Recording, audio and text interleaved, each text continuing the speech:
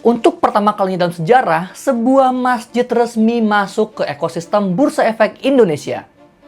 Yuk kita bahas.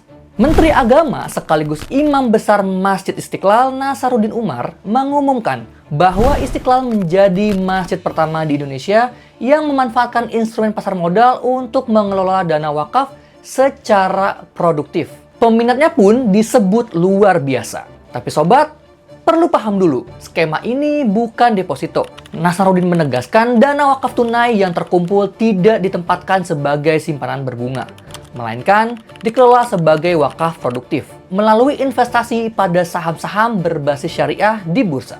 Lalu, apa bedanya wakaf biasa dengan wakaf produktif? Selama ini, wakaf identik dengan aset yang diam, seperti tanah atau bangunan.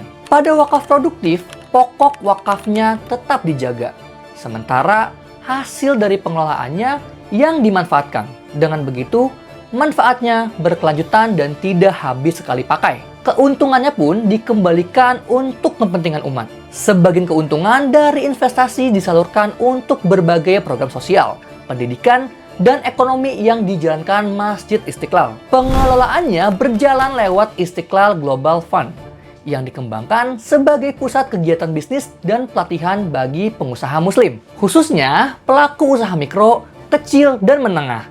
Dalam skema ini, Istiqlal Global Fund berperan sebagai nazir atau pengelola wakaf. Sementara manajer investasi profesional yang mengelola dananya di pasar modal di bawah pengawasan OJK. Nah, kenapa ini penting untuk pasar modal? Langkah ini menunjukkan bahwa pasar modal tidak melulu soal mencari keuntungan pribadi, tapi juga bisa berfungsi sebagai sarana pengelolaan dana sosial dan memperluas basis dana kelolaan dari sumber yang selama ini banyak tergarap. Disinilah letak pentingnya kompetensi.